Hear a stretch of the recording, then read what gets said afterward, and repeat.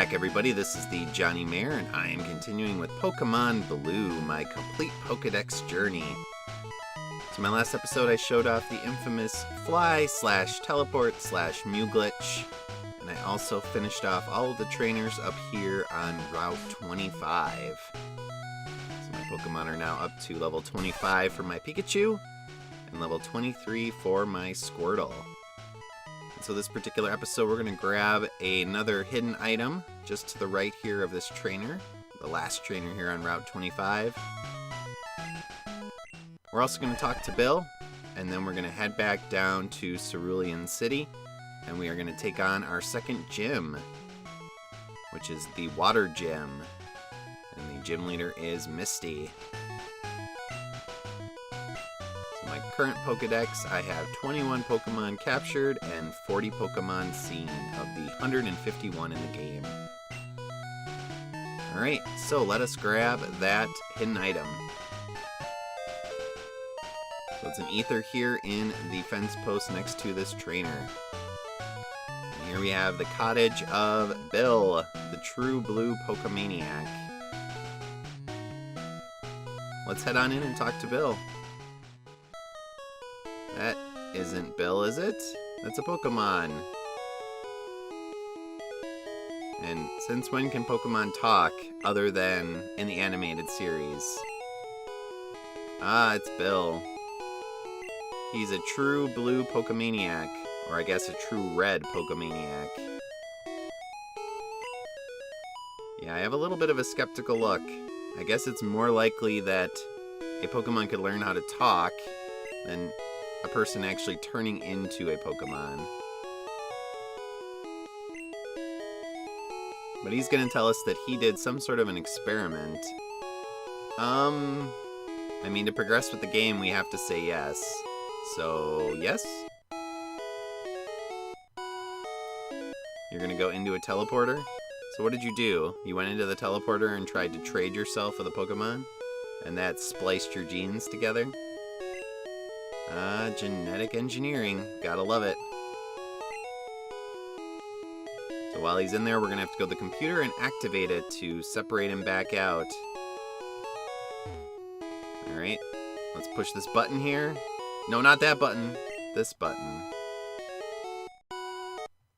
And he will get traded back.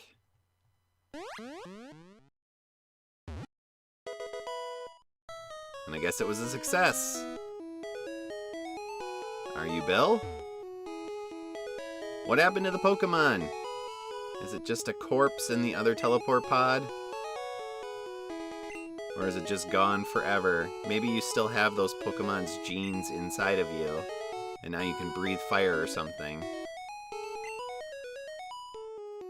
No, I'm not really here to see your collection. I'm only here because I have to come here. So how are you gonna thank me? Master Ball? A rare Pokemon? A ticket to a cruise ship. Joy! The SS Anne. And that is down in Vermilion City, which is the next city we're going to be going to. And pretty much everyone on that ship is a trainer, so you're going to have to fight through all of them if you want to. I mean, they're all optional technically. You only have to do a rival battle. That's the only required battle on the ship. But we are going to clear it out just to get all the experience. So Bill wants us to go instead of him. So we're going to exit out and come back in so that we can look at his computer and see his favorite Pokemon. What are they, I wonder? Well, considering what he's been doing, yeah, he's interested in Eevee.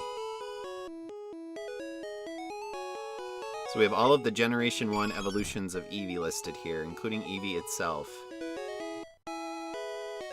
And I misspoke in an earlier episode when I said that these did not get entered into your Pokedex. By accessing this computer, you do actually get these as entries. At least the seen entries, but not the captured entries. Because you'll notice when I open up my Pokedex, yes, we already have a Flareon, which I showed off in a previous episode, but we do not have an Eevee, and that is now in our Pokedex. So we might as well look at all the entries and get the slots in our Pokedex. I mean, we'll be getting the Pokemon eventually. Jolteon, my favorite evolution of Eevee besides Espeon. And Vaporeon, my least favorite evolution. So now we're up to 43 seen. I kind of prefer the simplicity of Gen 1 with only 3 evolutions of Eevee, as opposed to all of the evolutions of the later series. But I do like Espeon quite a bit, and I do use it in my Gen 2 playthroughs. So down here to the south, we have a little bit of a shortcut that takes us all the way back to Cerulean City. We don't have to weave through all of those trainers up there. And then we will head right to the gym. Now we already took out one of the gym trainers in my last episode so that we could get a Mew. And you'll notice that the police officer has moved, so we technically could skip the gym and just continue onward. But we're not going to do that. We might as well take on the gym leader. Now if you're doing a single Pokemon challenge run, you might want to skip all the gyms and come back to them after you've leveled your Pokemon up, because the Pokemon do not raise in level for the gym leaders. And especially with some of the later gyms, you're going to want to be as high of level as possible. So this guy lets us know that Misty is a water user.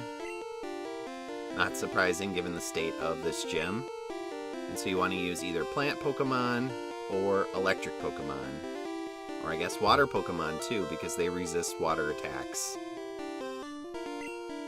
And like many later generations, this gym is kind of the first major hurdle for a lot of people when they play the game. So the second gym tends to have a trainer with a really hard Pokemon as their quote-unquote ace Pokemon. So we're going to keep our Pikachu in the front slot. We should be able to get at least one more level from this secondary trainer here, and then also Misty's first Pokemon, before we take on that ace Pokemon, so to speak. So what do you got, Junior Trainer? A Goldeen. A Goldeen can actually be somewhat dangerous if you're using a grass Pokemon, because it has Peck, which is a flying type move and is super effective against grass. So it's kind of a way to offset its natural weakness to grass. But we don't have to worry about that because we are electric. It's true that Pikachu does not resist water attacks, but he's still super effective against water types. We overwhelmed you, huh? Well, that's what we do. All out offensive. That's our Pokemon policy. I mean, I know how good I am. I'm going to be blitzing through all of you. Alright, so let's take on Misty. You want to turn pro? You have to have a policy when it comes to Pokemon. My policy is get as strong as possible and eradicate everybody. And right now, that involves a Pikachu and a Squirtle. And I will demonstrate how powerful they can be against your all-out offensive from water Pokemon. Now, I really like Misty's second Pokemon. It's one of my favorite water types in any generation. And that's mainly because my favorite Pokemon are ones that have really high speed and really high special. So we start off with a Staryu here. And that is the first form of that Pokemon. You can actually catch a Staryu using the Mew glitch in this gym. So if you activate the glitch and take on the other trainer before Misty, you will get a Staryu as your encounter. But here we go, up to level 26. Yay! We're trying to learn Swift. Yeah, I think that's worth learning. A move that always hits is worthwhile. So let's get rid of Growl. Growl can be useful, but I like Swift a little bit more in the long run. Alright, so here comes Misty's final Pokemon, Starmie. It is a dual type, water and psychic. And it is super fast and super strong in special attack. We want to throw a Thunder Wave on it to paralyze it. So should Pikachu get knocked out, at least Squirtle might have a chance. So not super strong in terms of its physical attack, but once it starts whipping out its special ability, which is Bubble Beam... Wait a minute, did that Thunder Shock just miss? That's the second time a 100% accuracy attack has missed in this playthrough. Come on, game. Raising your defense is also not going to help, Misty. I'm only using special attacks. I mean, it'll help if I switch over to Squirtle, but we'll see if it takes that long. All I need is one critical. And there it was. Star me down! It's amazing what a level 26 Pikachu can do. We'll take that almost 1,000 experience, and we'll also take our second gym badge. Maybe you want to go put some clothes on. Kinda cold out. At least as of the recording of this episode. Here, anyway. So now we have the interesting text here. The Cascade badge makes all Pokemon up to level 30 obey, even outsiders. So when I first played this game as a kid, I thought that meant that in order to use any Pokemon, you had to have certain badges, and you had to be careful because it says only up to level 30, right? So I thought, oh no, even the Pokemon I catch, I need to make sure that I get the next gym badge before they get over level 30. And it's actually 2 gym badges to get the next one that raises the level cap to 50. So you have to take out Vermilion, and then you have to go on to the next city after that, which is actually a couple cities after that. So we did get a TM for Bubble Beam, and we are not going to be teaching that. I'll be saving it, because I'll probably use that later. Now we are listed as a winning or certified trainer. Alright, and you'll notice that now someone's PC is officially listed as Bill's PC. And because we beat another gym leader, we can now add a third Pokemon to my team. So I've added my Abra, Rasputin. And that is for ease of access to get back to the Poke Center with Teleport. And also, if I do want to activate the Teleport glitch, I can do so. But because of that dialogue, I used to basically feel like I had to not overlevel my Pokemon beyond level 30 before I beat the 4th gym leader. And so I used to get every one of my Pokemon up to level 29. When I took on that gym, they would all get up to 30 in that gym. Because I didn't realize it only referred to Pokemon that you traded.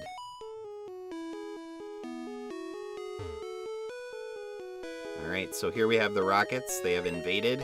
You'll notice, apparently, they used a Pokemon, because those are certainly not people prints on the floor there. Well, some of them aren't. I think some of them are supposed to be footprints of a person. But I'm not sure. Maybe they are the footprints of a particular Pokemon that we are going to be encountering when we take on this Rocket here. Yes, who are you? Oh, you're an innocent bystander. Well, be on your way then. Actually, I don't believe you. Let's thrash you. So this is the Rocket that stole the TM from that house. And they have a Machop, and they also have a Drowsy, which is a new Pokemon we haven't seen before. So we'll throw out our Squirtle here. It's a little bit more resistant to Machop's physical attacks. And we'll show off Bite, which is actually a Gen 1 move that has the ability to potentially flinch an opponent. So yes, those moves did exist in Generation 1. So we'll see if we can get it to work on Drowsy. And this is Squirtle Show. We'll take out that Psychic Pokemon. Rosie's a little interesting. Confusion. Please don't do that again. Simply because it is more of a physical attacker. Now that doesn't mean it has a higher physical attack in Gen 1 typically than special attack, but compared to other psychic Pokemon, it tends to have a lower special attack than those, even though it still prioritizes that in its own stats. And it has a little bit of a higher physical attack and defense.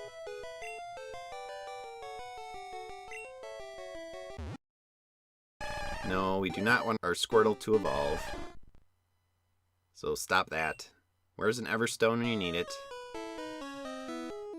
So the rocket returns the TM. Thank you very much.